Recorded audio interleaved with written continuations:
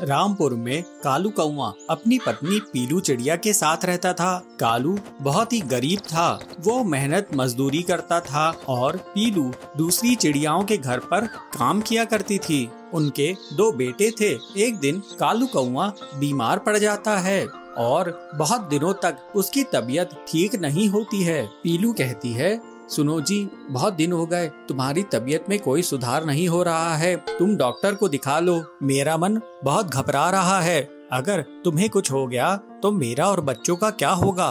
कालू कहता है, अरे पीलू, घबरा मत, मुझे कुछ नहीं होगा, लेकिन मैं फिर भी कल सरकारी अस्पताल जाकर अपना चेकअप करवा लूंगा। अगले दिन पीलू और कालू सरकारी अस्पताल जाते हैं। कालू का चेकअप होता है और डॉक्टर चेकअप करने के बाद बोलता है, इन्हें खून की कमी हो गई है, मैं कुछ दवाई लिख कर दे रहा हूँ, आप इन्हें समय समय पर देते रहना, और हाँ, 2 महीने तक इन्हें आराम करना होगा। पीलू और कालू दवाइयाँ लेकर अपने घर वापस आते हैं। कालू कहता है, पीलू, ये दवाइयाँ तो बहुत महंगी आई होंगी, तुम्हारे पास इतने पैसे कहाँ से आए? पीलू कहती है, तुम ठीक कह रहे हो, इतने पैसे मेरे पास नहीं थे। इन दवाइयों के लिए मैंने अपना मंगलसूत्र सुनार के यहाँ गिरवी रखवा दी हूँ। जब पैसे आएंगे तो मैं उसे छुड़वा लूंगी। अब तुम आराम करो, मैं भोजन बनाती हूँ। थोड़ी देर बाद पीलू सबके लिए भोजन बनाती है। कालू भोजन करके दवाइयाँ ले लेता है। पीलू और उसके दोनों बच्चे कालू के लिए परेशान रहते हैं। इस तरह कुछ दिन बीत जाते हैं। इस दौरान पीलू काम पर नहीं जा रही थी। उसका सारा समय सिर्फ कालू की देखभाल पे ही बीत जाता था। कालू पीलू से कहता है, अरे पीलू, तू अगर घर में ही रहेगी तो हम दोनों की आमदनी कैसे होगी? मैं तो काम पर जा नहीं पा रहा हूँ, तू कम से कम अपने काम पर जा। तेरे काम से जाने पर हमें थोड़ी बहुत तो आमदनी होगी। कालू की बात सुनकर पीलू वापस से काम करने लग जाती है, लेकिन तब तक उसकी मालकिन ने दूसरी नौकराइन रख चुकी थी। वो पीलू से कहती है, पीलू, तू इतने दिन नहीं आई तो मुझे किसी और को रखना पड़ा, ये ले तेरी पिछले महीने की पगार। इस तरह पीलू दुखी होकर वापस अपने घर आ जाती है। कालू उससे पूछता है, अरे पीलू, तू इतनी जल्दी घर आ गई? पीलू उसे बताती है, जी मेरी मालकिन ने कोई और नौकरानी रख ली है, अब मेरे पास भी कोई काम नहीं रहा, लेकिन मेरी मालकिन ने पिछले महीने की पगार दी है तो थोड़े पैसे मिल चुके हैं। पीलू थोड़ी देर सोचती है, फिर कालू से कहती है, देखिए, मुझे जलेबी बनाना बहुत अच्छे से आता है। अब ठंडी का मौसम भी आ रहा है और लोगों को गर्मा गर्म जलेबी मिलेगी तो वो बहुत खुश होंगे। हाँ, तेरा ख्याल तो बहुत अच्छा है पीलू, एक कोशिश करके तो देख। अगले दिन से पीलू एक ऑफिस के बाहर गर्मा गर्म जलेबियां बनाना शुरू कर देती है। उसकी खुशबू से बहुत सारे पक्षी वहाँ पर इकट्ठा हो जाते हैं। अरे दीदी जी, जरा एक प्लेट गर्मा गर्म जलेबी दीजिएगा तो। टिल्लू भी वहाँ पर जलेबी खाने आता है। टिल्लू पीलू के बच्चों के स्कूल का हेडमास्टर था। वो जलेबियाँ खाकर बहुत खुश होता है। अरे वाह पीलू जी, क्या टेस्टी जलेबी बनाई है आपने, मैं तो इसी बात पे आपके बच्चों को पास कर दूंगा, हा हा हा। इस तरह से बहुत सारे लोग पीलू की जलेबी खाने लगे और उसकी दुकान अच्छी खासी चलने लगी। पीलू अपनी कमाई से खुश हो गई थी। पीलू अपने पैसों से मंगलसूत्र को सुनार के यहाँ से छुड़वा लेती है और 1 महीने बाद ही कालू कौए की तबीयत भी ठीक हो जाती है। अब कालू भी पीलू के साथ जलेबी की दुकान पर जाने लगता है। कालू पोहा बनाता है और पीलू जलेबियाँ बेचती है। इस तरह से दोनों पति पत्नी अच्छा खासा पैसा कमाते हैं और उनके बच्चे अच्छी स्कूल में शिक्षा पाते हैं। अब वे सब हंसी खुशी रहने लगते हैं। एक जंगल में एक हरा भरा आम का पेड़ था। आम के पेड़ पर संगीत नाम की एक कोयल रहती थी। उसने बहुत सुंदर घोंसला बनाया हुआ था जिसमें उसके छोटे छोटे बच्चों के साथ वो रहती थी। छोटे होने के कारण वो बच्चे अभी उड़ना सीख ही रहे थे, तो संगीत उनके लिए खुद वो खाना ढूंढ कर लाकर अपनी चोंच से प्यार से खिलाती थी। एक दिन जोरों शोरों से बरसात शुरू हो गई। बिजली गरज रही है, बारिश हो रही है। तभी संगीत के बच्चों को जोर से भूख लगने लगी। माँ, भूख लगी है माँ। अरे बच्चों, मैं कुछ न कुछ इंतजाम करती हूँ। देखते ही देखते बच्चे जोर जोर से चिल्ला के रोने लगे। एक बच्चे को देख के दूसरा बच्चा रोने लगा। माँ मुझे भी भूख लग रही है माँ, कुछ ना कुछ तो दो ना। संगीत को बहुत चिंता हुई। अपने बच्चों को रोते हुए संगीत को नहीं देखा जा रहा था। वह उन सबको चुप कराने की कोशिश कर रही थी, किंतु बच्चे भूख से तड़प रहे थे। माँ देखो ना, कल का कुछ भी हो चलेगा, मैं खा लूंगी। इस बात से संगीत उदास होने लगी, क्योंकि घर में कुछ नहीं था। संगीत सोच में पड़ गई। अरे इतनी जोर बारिश हो रही है, मैं खाना कहाँ से लाऊंगी? मगर मैं खाना नहीं लाई तो बच्चों को भूखा शांत कैसे कर पाऊंगी? ऐसे मन में अपने हिसाब किताब लगा रही है और सोच रही है। काफी सोचने के बाद संगीत ने एक लंबी उड़ान भरी और पंडित जी के घर आ पहुंची। पंडित जी ने प्रसाद में मिले चावल, दाल, फल, सब्जी सब सूखने के लिए आंगन में रखा हुआ था। कोयल ने उसको देखा। अरे यहाँ पे तो काफी सारा भोजन है, मैं अपने बच्चों को जरूर पेट भर खिला सकती हूँ। यह सोचते हुए बच्चों के लिए अपने मुंह में संगीत ने ढेर सारा चावल लिया और पैरों से एक फल भी ले लिया और झटपट वहाँ से उड़ गई। भीगी भागी सी जैसे ही वो घोंसले में पहुँचती है तो सभी बच्चे एक साथ पूछते हैं, माँ आप भीग गए हो? माँ मुझे ना भूख नहीं है, आप बरसात में मत जाओ। बच्चों की बात सुनते हुए संगीत की आंखों में भी पानी आ जाता है और अपने पंख को झटकाते हुए बोलती है, अरे मैं माँ हूँ, मुझे कुछ नहीं होगा, आपका पेट भर जाए इससे ज्यादा मुझे क्या चाहिए। ऐसे कहते हुए सभी बच्चों को प्यार से अपने मुंह में जो दाना लाई थी उसको खिलाती है और फल भी काट काट के वो भी देती है। फल और दाने खाकर बच्चों का पेट भर गया। वह सब चुप हो गए और आपस में खेलने लगे। संसार में माँ की ममता का कोई जोड़ नहीं है। अपनी जान की पत्नी में डालकर भी माँ अपनी बच्चों की पेट भरती है और उसकी भलाई चाहती है। बच्चे खुश तो माँ भी खुश। ऐसे संगीत और बच्चे बहुत खुशी खुशी से बरसात का मजा लिया। चंपक वन में बबलू अपने बेटा और अपनी पत्नी के साथ रहा करता था। वो एक गरीब किसान था और केसू की फूलों की खेती करता था और उनसे वो प्राकृतिक रंग बनाया करता था। उस रंग को होली के समय वो बेचा करता था, लेकिन उससे उसकी ज्यादा कमाई नहीं होती थी। एक बार पीलू, अजी सुनते हो, कितनी देर में आपका रंग बनेगा? हमें सुंदरी चाची के यहाँ जाना है, वहाँ पे होली का पूजा है। अरे मुझे थोड़ा समय लगेगा, एक काम करो तुम ही चली जाओ। अरे आजकल के जमाने को तो जरा देखो, कितने होली के रंग आने लगे हैं। तुम ले देकर 2 ही रंग बना पाते हो, कम से कम अपने पड़ोसी कालू भैया को तो देखो, उन्होंने अपनी दुकान को कितने सारे रंगों से भर रखे हैं। उनकी दुकान चटक रंगों से भरी हुई है और तुम्हारी है 2 रंग। अरे पीलू, दूसरों को देखकर क्या मैं अपना काम छोड़ दूं? मेरे बाप दादा भी यही काम किया करते थे। हम प्राकृतिक रंग ही बनाएंगे। और तुम्हें पता तो है पीलू कि असल होली तो इन टेसू के फूलों से बने हुए रंगों से ही खेली जाती है। भगवान श्री कृष्ण भी इन्हीं फूलों के रंगों से होली खेला करते थे। हाँ, पर उस समय ऐसे केमिकल के रंग भी तो नहीं आते थे। अब जमाना बदल गया है, तुम भी बदलो। तो बबलू कहता है, तुम कुछ भी बोलो पीलू, मैं अपना काम नहीं बदलूंगा। ये रंग प्राकृतिक हैं, इनसे कोई नुकसान नहीं होता। तुम समझ भी रही हो तुम क्या कह रही हो? वो रंग कितने खतरनाक केमिकल से बने हुए होते हैं, चमड़ी खराब कर देते हैं। अरे मुझे मत समझाओ, समझाना है तो उन ग्राहकों को समझाओ जो ज्यादा पैसे देकर उन केमिकल से बने हुए रंगों को खरीदते हैं। ऐसा कहकर पीलू वहाँ से चली जाती है। पीलू चाहती थी कि उसका पति बबलू केसू की फूलों की कृषि बंद करके कुछ ऐसा काम करे जिससे उसकी अच्छी कमाई हो, लेकिन बबलू अपना काम बदलने के लिए तैयार नहीं था। ये बात सच थी कि उसके रंग बाजार में मिलने वाले नए नए केमिकल के रंगों के मुकाबले कम बिकते थे, लेकिन जंगल में अभी भी कुछ पक्षियाँ थे जो बबलू से रंग खरीदा करते थे। इस बार बता तूने कैसा रंग बनाया है? राम राम काका, देखो इस बार फूलों की कितनी अच्छी खेती हुई, तो रंग कितने अच्छे खिले खिले बने हैं। हाँ, रंग तो बहुत अच्छे लग रहे हैं, मैं इस बार ज्यादा खरीद कर लेके जाऊंगा। बबलू खुश होकर उन्हें रंग देता है। अरे लेकिन क्या बताऊं, मेरा लड़का अपने बेटे के लिए बाहर से केमिकल का रंग खरीद कर लाया है और पिचकारी भी लेकर आया है। वो लोग तो समझते नहीं बात को कि प्राकृतिक रंग क्या होते हैं। ऐसा कहकर कालू वहाँ से चला जाता है। बबलू की दुकान पर बहुत कम लोगों ने रंग खरीदा। दूसरी तरफ कालू की दुकान बहुत जोरों शोरों से चल रही थी। वो शहर से जो भी रंग खरीद के लाया था सबका सब बिक गया था। आज दुकान जल्दी बंद कर दी। हाँ बबलू भाई, क्या करूँ, सारा माल बिक गया है। आज मैं शहर जाकर और माल खरीद कर लाऊंगा।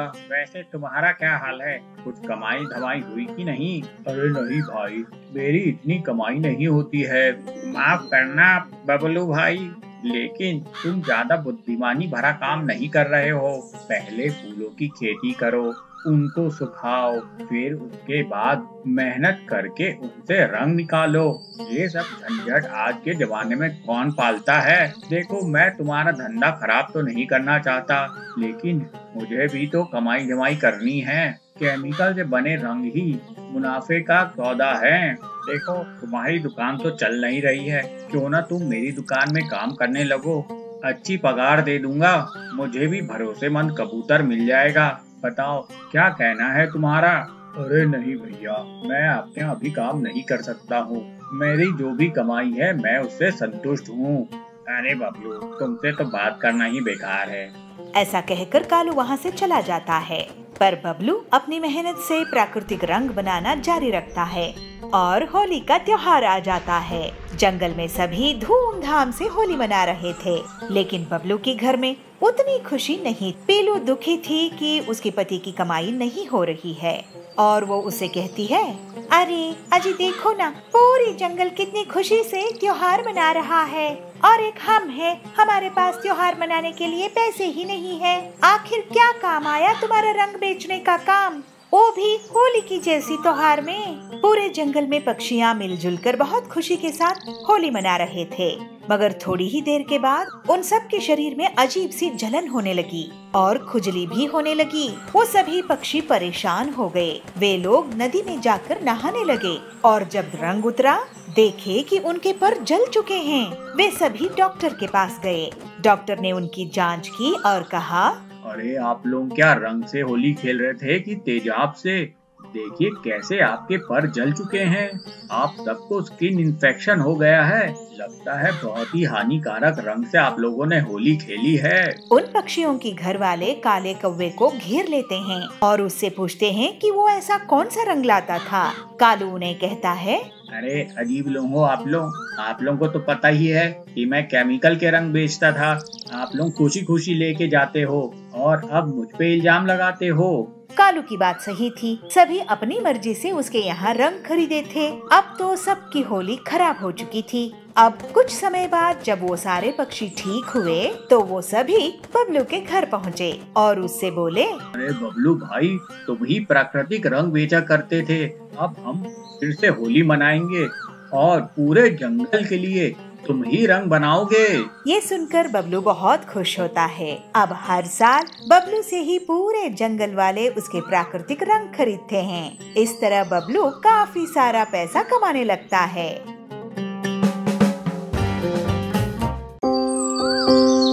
एक बड़ी सी जंगल थी।